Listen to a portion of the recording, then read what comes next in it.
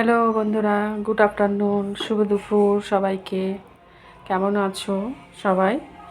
একটু জানিও। আমি ভালো আছি। তো আজকের লাঞ্চটা আমি একটু দেখিয়ে দিই। ভাত তো হয় রোজ, ভাত ভাত এই ক্যাপসিকামের একটা সবজি, ক্যাপসিকাম আলু পেঁয়াজ দিয়ে সবজি, বাঁধাকপির তরকারি, আর হয়েছে চিকেনটা আমার হাজব্যান্ড বানিয়েছে, আজকে আমি বানাইনি। আর আমার দই আর সালাদ।